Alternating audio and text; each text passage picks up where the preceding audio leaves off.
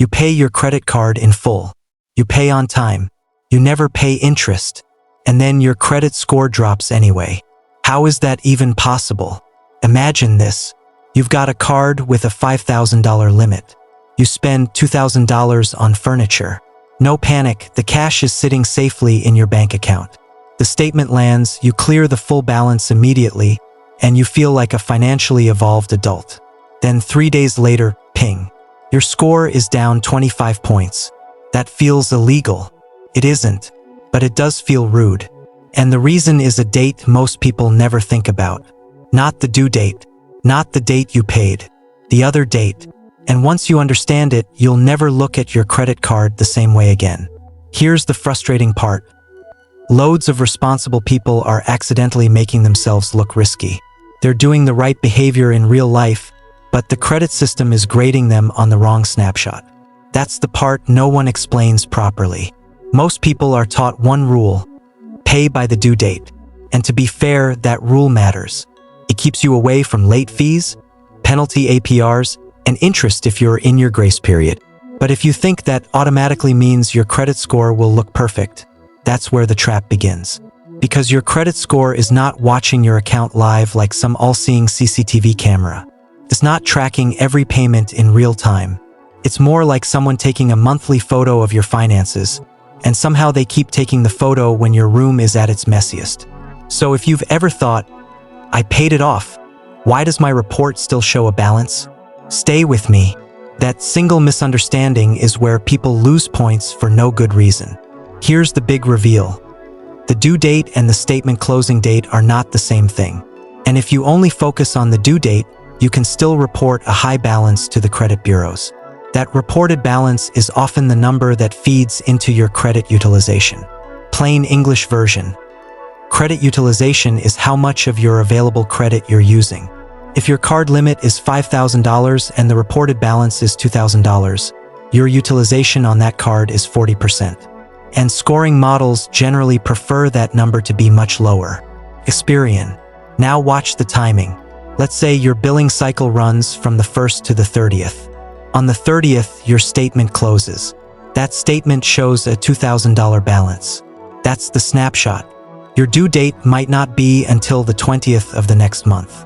So yes, you can pay the full $2,000 on the 5th, the 10th, or even the 19th and still avoid interest. But the bureaus may already have seen the $2,000 statement balance from the moment the cycle closed.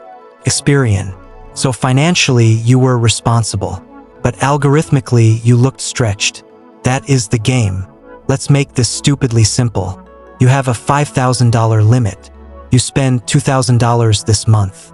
Your utilization is 40%. Not because you're in debt forever.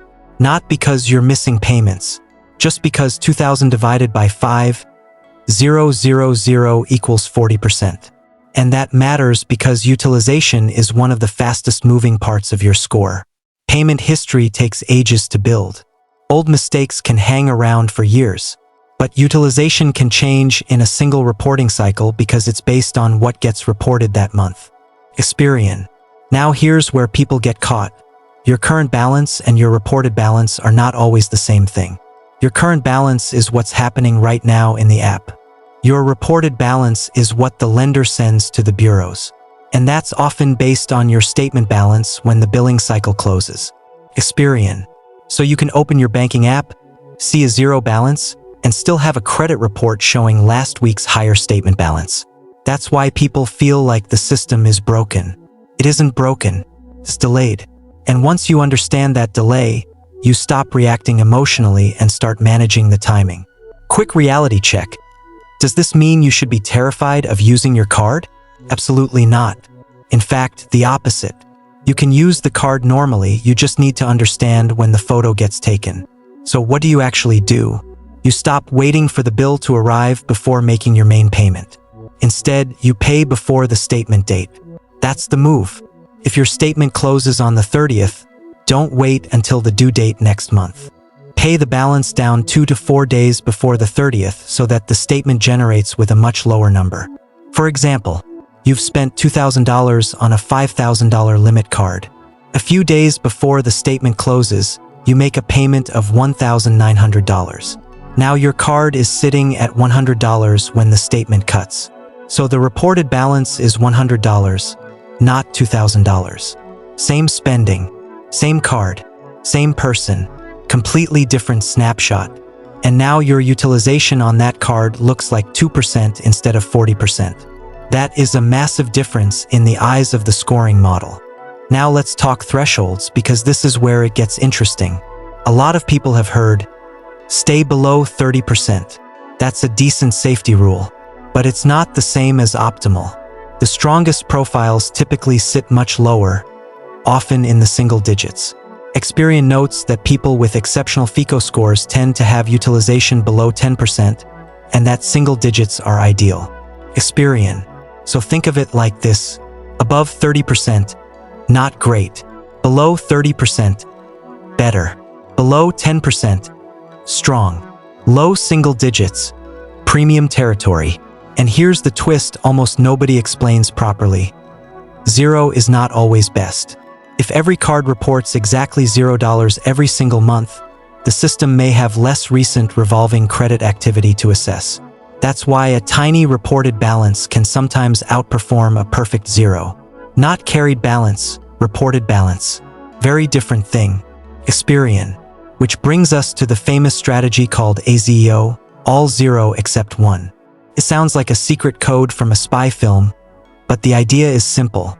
If you've got multiple credit cards, let most of them report zero. Let just one card report a tiny balance, maybe 1% of the limit, maybe a small amount like $10 or $20 depending on the card. Why? Because that tells the system, yes, I use credit. No, I'm not relying on it. That is the sweet spot. And let me say this clearly because this is where people get confused. Reporting a balance is not the same as carrying a balance. Reporting a balance just means the statement closes with a small amount on it. Carrying a balance means you fail to pay that statement balance by the due date and start paying interest. Those are not the same thing. If your statement closes with with $10 on it, and you then pay that $10 in full by the due date, you can still avoid interest entirely, assuming your card has a grace period and you've been paying in full. CFPB. So yes, you can look active to the scoring model and still pay zero interest. That's the needle you're trying to thread. Now, do you need to obsess over this every month? Not unless you're about to apply for something important. If you're gearing up for a mortgage, car finance, or a major credit application in the next month or two, this timing game can be worth it. If you're not, simply keeping utilization naturally low, ideally under 10%, is usually enough for a healthy score trend. Mistakes people make. Right, let's talk about the ways people mess this up. First mistake: confusing reported balance with carried balance. This one causes endless confusion. Someone hears, leave a tiny balance, and thinks that means paying interest on purpose to build credit. No, absolutely not. Paying interest does not win you bonus points for suffering.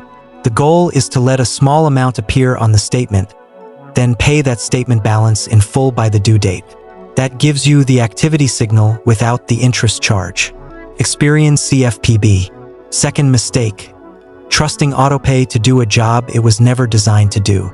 Autopay is brilliant for avoiding missed payments. Keep that. Love that. But if your autopay is set to pay the statement balance on the due date, that only protects you from lateness. It does not optimize what gets reported on the statement closing date. Autopay protects your wallet. It does not necessarily optimize your score. If you want to control utilization, you need to know your statement date and make a manual payment before it. Third mistake: credit cycling. This is where people get a bit too clever. Say your card has a $1,000 limit. You spend $1,000, pay it off mid-month, spend another $1,000, pay it off again, then spend another $1,000 all in one cycle. From your point of view, you're being disciplined. From a lender's risk system, you may look unusual. If you constantly run far more spending through a card than its limit would normally allow within one cycle, some issuers can flag that behavior. So yes, paying down before statement day is smart. Repeatedly spinning the limit over and over can be a different story. Better fix? Ask for a higher limit if your spending routinely bumps into the ceiling. Which leads perfectly to the next point. Higher limits make this game easier. If you spend $2,000 a month and your limit is $20,000, your utilization is 10%. Comfortable. If you spend the same $2,000 on a card with a $3,000 limit, suddenly you're at nearly 67%. Same lifestyle, same cash flow, very different score signal. So sometimes the best utilization hack isn't a hack at all. It's simply getting more breathing room. Fourth mistake, closing old cards because they feel unused. This can backfire badly. Why? Because when you close a card, you remove that credit limit from your available total. If your balances stay the same but your total limit shrinks, your utilization rises. Classic example, 2 cards, each with a $1,000 limit. One has a $1,000 balance, the other is at $0. Overall utilization is 50%. Close the empty card and now you've got $1,000 used out of $1,000 available. Congratulations, you just turned 50% into 100% with one phone call. Capital 1. So unless there's a good reason to close a card, brutal annual fee, security issue, or personal discipline reasons, older no-balance cards can actually help by padding your available credit. For advanced insight, now before anyone says, fine, I'll just game the statement date forever, there's one more layer. Most lenders still lean heavily on models where current utilization matters a lot month to month. But newer models, such as FICO 10T, use trended data. That means they don't just look at one photo. They look at the film. In other words, if your pattern is constantly running balances high and only cleaning them up at the last possible second, newer scoring systems may become better at spotting that pattern over time. FICO says FICO 10T uses trended bureau data to improve predictive power. FICO. So the smart takeaway is not cheat the algorithm. It's understand the algorithm, then pair that knowledge with healthy habits. Use the card. Pay on time. Keep utilization low. Avoid unnecessary account closures. And if you need a score boost before a major application, optimize the statement date timing. That way you're not faking stability. You're showing it clearly. So let's land this. If your credit score dropped even though you paid in full, the problem might not be whether you paid. It might be when the snapshot was taken. The due date matters for avoiding interest and late fees. The statement closing date matters for what often gets reported. Those are not interchangeable. If you want the practical playbook, here it is. Find your statement closing date. A few days before it, pay your balance down. Keep reported utilization below 10% if you can. For maximum optimization, let one card report a tiny balance and the others report 0. Then pay that final statement balance by the due date so you avoid interest.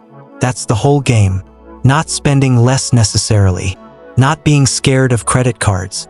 Just understanding the calendar better than the average person.